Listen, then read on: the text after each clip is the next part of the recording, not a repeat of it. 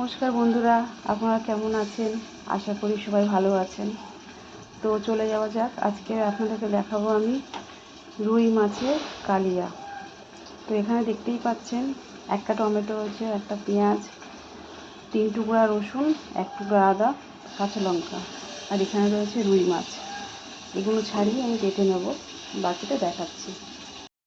আমি গ্যাস জ্বেলে দিয়েছি। এখানে পরিমাণ মতন তেল দিয়ে দেবো, সরষের তেল, মাছটা ভাজার জন্য। এবারে এইটা মাছ, এর মধ্যে নুন হলুদ মাখিয়ে নিচ্ছি। অল্প নুন অল্প হলুদ দিয়ে ভালো করে মাখিয়ে নিচ্ছি। তেলটা গরম হলেই মাছটা ভাজতে দিয়ে দেবো। গরম হয়ে গেছে, মাছ দেখলাম।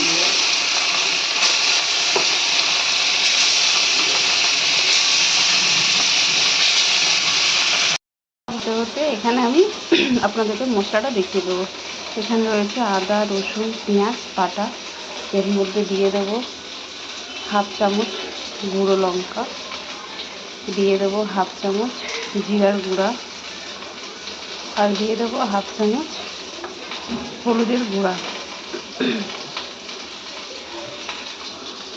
আর দিয়ে দেবো 1 চামচ নুন। নুনটা আপনারা পরিমাণ মতন দিতে পারেন। আর দিয়ে দেবো এখানটায়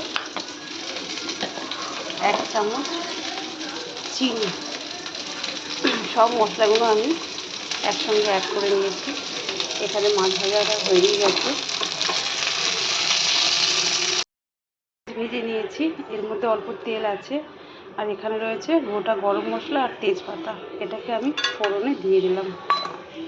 একটু ভালো করে নাড়াচাড়া করে এর মধ্যে দিয়ে দেবো আমি মশলাটা, যেটা একসঙ্গে আমি তৈরি করে রেখেছি।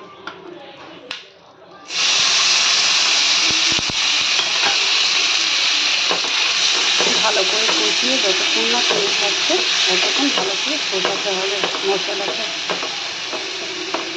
আপনারা দেখতেই পাচ্ছেন আমার মশলাটা কষা হয়ে গেছে, কেননা মশলা থেকে পুরো তেল ছেড়ে দিয়েছে। এবার দিয়ে দেবো আমি এর মধ্যে 1 বাটি জল।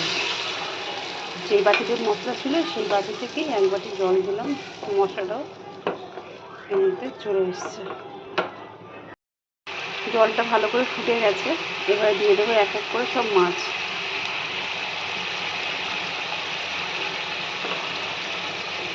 মাছগুলো দিয়ে 5 মিনিট ফোটাতে হবে, এপিট ওপিট করে।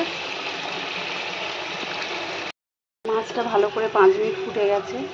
তো মাছটা আমার পুরোপুরি কমপ্লিট হয়ে গেছে। বাস নামাবার আগে অল্প একটু ঘি, তাহলে গন্ধটা খুব সুন্দর হবে। তো বন্ধুরা, এই মাছটা খুব তাড়াতাড়ি হয়, খেতেও খুব সুস্বাদু হয়। আপনারা বাড়িতে বানিয়ে দেখবেন, খুব ভালো লাগবে। আমার রুই মাছের কালিয়া একদম কমপ্লিট। দেখতেও কালারটা খুব সুন্দর হয়েছে। ভালো লাগলে আপনারা লাইক করবেন, শেয়ার করবেন। আজকে আমি এখানেই শেষ করছি। ভালো থাকবেন। নমস্কার।